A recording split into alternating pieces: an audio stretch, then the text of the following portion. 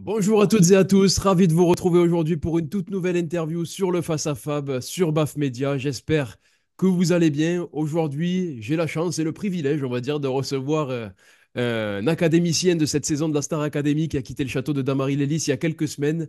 Il s'agit de Paul. Salut Paul, comment vas-tu? Bonjour Fabien, bonjour à toutes et tous, ravi de vous voir et de vous percevoir au travers de cet écran. Je vais merveilleusement bien. Et toi? Ça va très très bien. Merci beaucoup encore de faire acte de présence pour cette interview, ça me fait très plaisir. Alors j'y ai été contraint avec le couteau sous la gorge, mais tout va bien, t'inquiète pas. Il fallait pas le dire, mais c'est pas grave.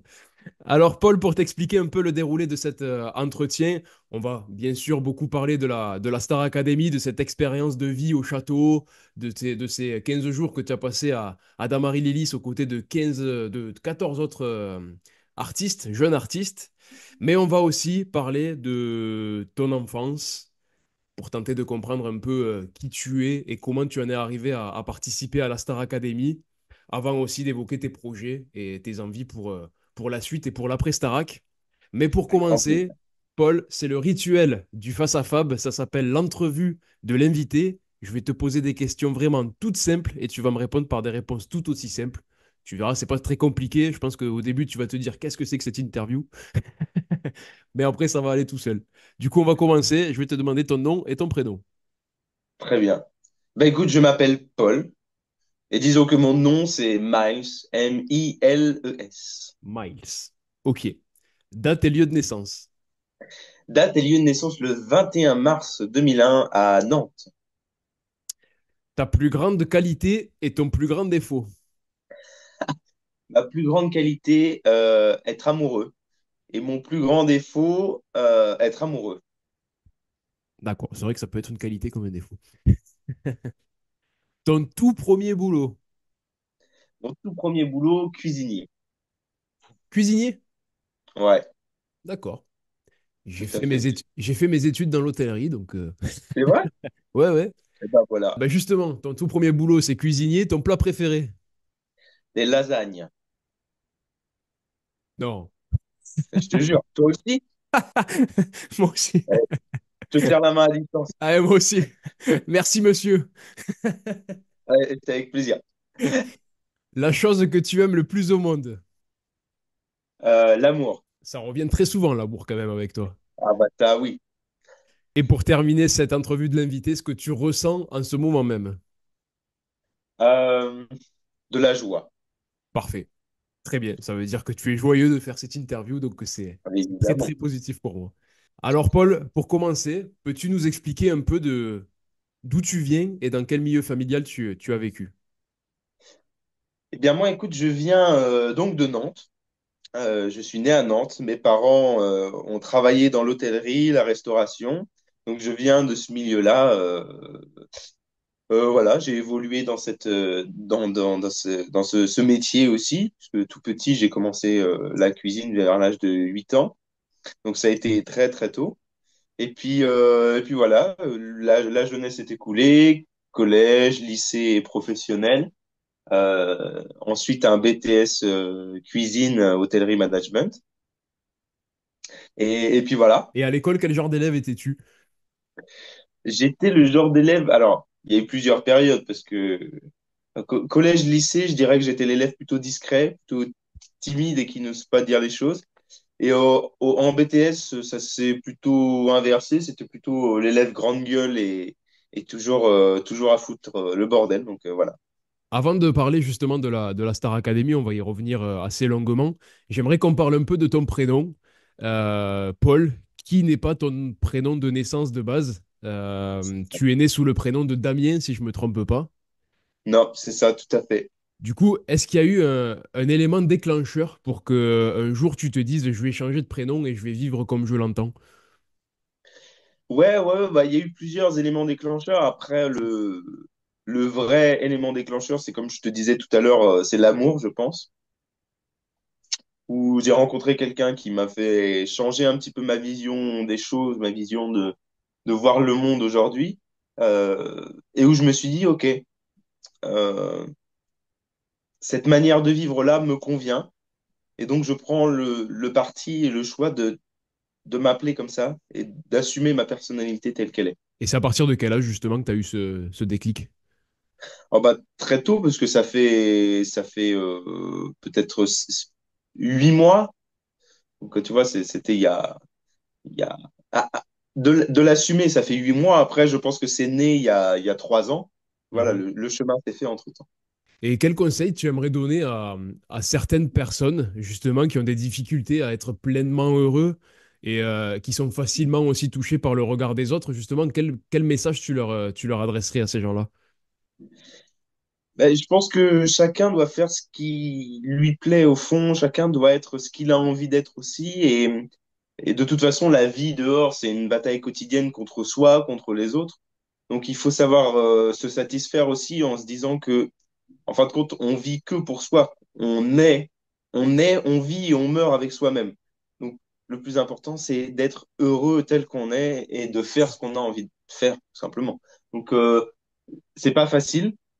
Faut, je pense que c'est compliqué de se relier à quelqu'un qui te donne des conseils parce que les conseils sont très subjectifs. Mais il faut aussi savoir s'écouter soi-même et se dire, OK, ça c'est bon pour moi, donc je le fais. Message très positif en tout cas. Alors Paul, on va maintenant parler de ton parcours et de ton expérience à la Star Academy. Pour commencer, comment tu es devenu l'un des 15 candidats à être appelé pour faire partie de cette édition 2024-2025? C'est toi qui as envoyé ta candidature ou on est venu te chercher directement? Ouais, c'est moi qui ai envoyé ma candidature. Ça s'est fait très très tard puisque ça s'est fait courant juillet. Donc beaucoup d'étapes étaient déjà passées pour la plupart des gens, mais voilà, courant juillet, j'ai passé 2 ou 3 castings, je crois, puis après des vidéos, voilà, c'était un enchaînement de tout ça. Mais donc ouais, c'est moi qui ai postulé. Alors tu as passé 2 semaines au sein du célèbre château de Damary-Lélis. Avant de participer au tout premier Prime, comment tu te sentais déjà? Est-ce que tu avais de l'appréhension? Est-ce que tu étais stressé? Est-ce que tu avais hâte? Dans quel sentiment tu avais en toi? Ben, j'avais hâte parce que je suis quand même monté sur scène avec la chanson de ma vie, je pense. Euh, donc j'étais très très heureux. Mais on se rend pas forcément compte de ce qui va nous arriver. Enfin, tu vois, on y est déjà depuis Mm. quelques jours déjà avant de monter sur le Prime, et on se rend pas compte de ce qui va se passer, que tu vas monter sur le plateau, que tu vas rencontrer Nikos, que tu vas être face à 1000 personnes dans le public. Donc tu te rends pas forcément compte de tout ça. Et niveau stress quand même, ça te mettait pas un petit coup de pression avant de rentrer sur le plateau? Euh, ça, un coup de trac. Mais le trac, c'est quelque chose de bon parce que tu vois, tu le ressens là et ça te Ouais, pousse à monter sur scène. C'est ce qui te fait ne pas reculer, en fait. c'est une C'est adrénaline comme positive, quoi, on va dire. c'est ça. C'est ça.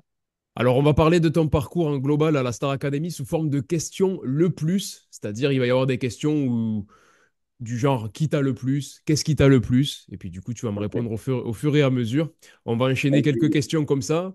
Alors pour commencer, qu'est-ce qui t'a le plus déstabilisé durant les primes? les oreillettes. Ah, les On porte ears. les ears, ouais, c'est ça. On porte des ears et ça, j'avoue, pour ne pas y avoir été habitué, ça m'a énormément déstabilisé. Pourquoi ça te déstabilise tant que ça? C'est parce que tu as l'impression d'être dans ton monde, je suppose, quand t'as les oreillettes comme ça dans les oreilles. Ouais, c'est comme si tu te bouchais les oreilles et que tu chantes, en fait. Tu Ouais, t'entends à l'intérieur. Et du coup, c'est très, très, très perturbant. Moi, j'ai toujours eu l'habitude de jouer avec des retours. Donc, les ouais. retours, c'est quelque chose d'extérieur.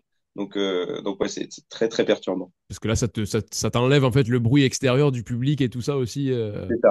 qui est en face de toi. Donc c'est vrai que ça doit être assez déstabilisant. Ouais, ouais. Qu'est-ce qui t'a le plus impressionné sur le Prime, lors des 3 Primes, enfin sur un des 3 Primes auxquels tu as participé? Je pense que c'est la séquence This Is Me avec tous les choristes qu'il y avait dans le public. Ça m'a énormément touché, impressionné. et rendu compte pourquoi est-ce qu'on faisait de la musique aussi.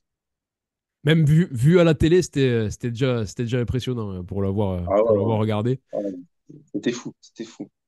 Et du coup, quelle prestation t'a le plus impressionné et ému? Du coup, ça reste celle-là.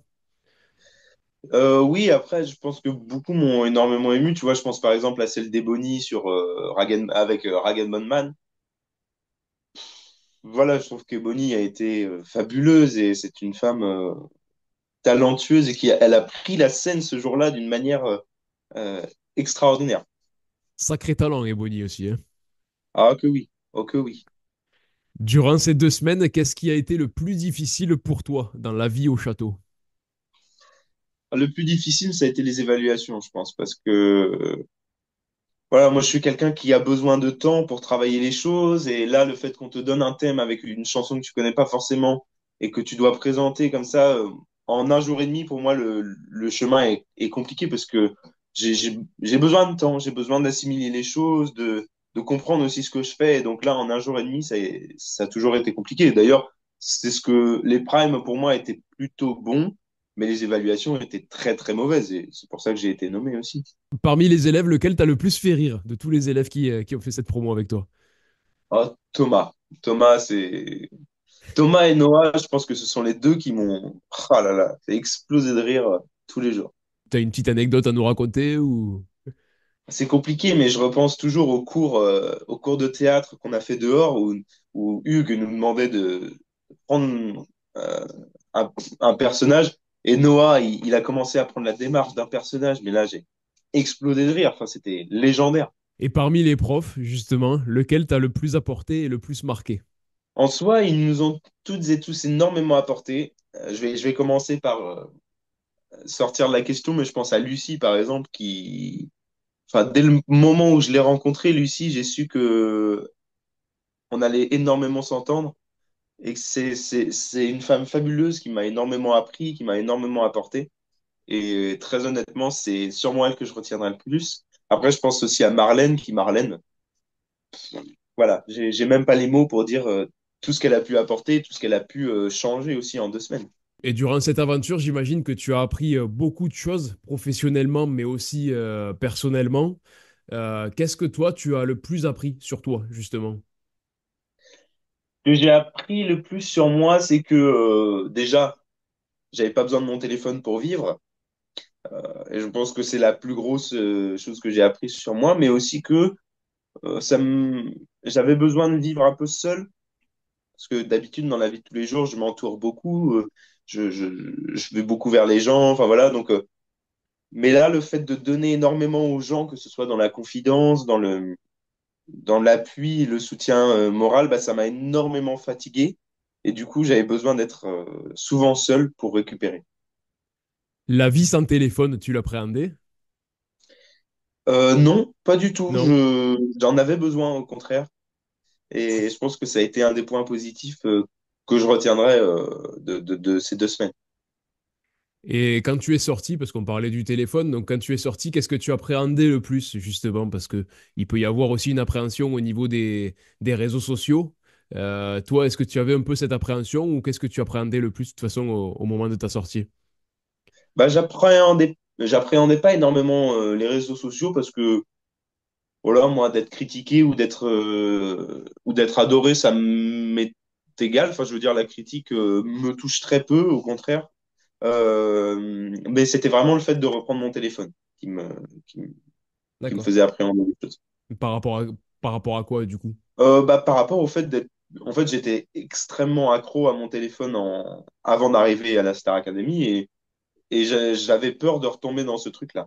Et aujourd'hui, quel enseignement tu gardes de cette aventure? Quel enseignement je garde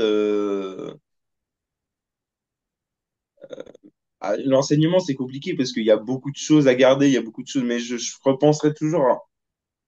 Quand je suis sorti, Sophia est venue me voir et elle m'a dit plein de choses en off. Et je pense que c'est ça que je retiendrai toujours, c'est qu'elle m'a dit voilà que qu'il y avait énormément de choses à faire, qu'il y avait énormément de, de, de talent en dessous. Et elle m'a dit aussi dans les yeux que j'étais une vieille âme. Et ça, je le garderai pour toujours. Mais voilà, qu'il y avait.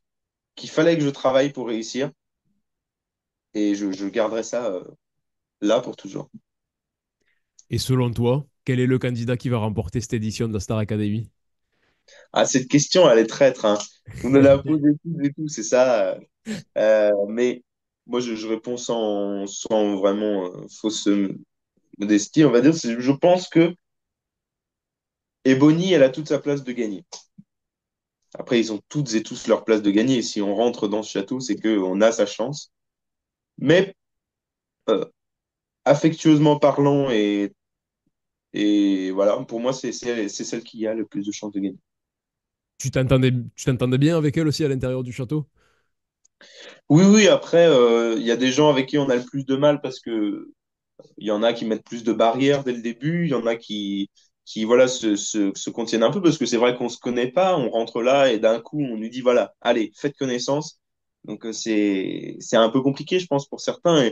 Et Bonnie fait partie de ces personnes-là qui euh, euh, ne rentraient pas tout de suite dans la gueule du loup, quoi. Donc, on s'est bien entendu, je l'apprécie énormément, mais je dirais pas qu'on était comme frères et sœurs ou Ouais, ouais, ouais. comme d'autres. Mhm. Voilà. Et si tu devais choisir un seul souvenir de cette aventure Star Academy, lequel tu emporterais pour toujours avec toi?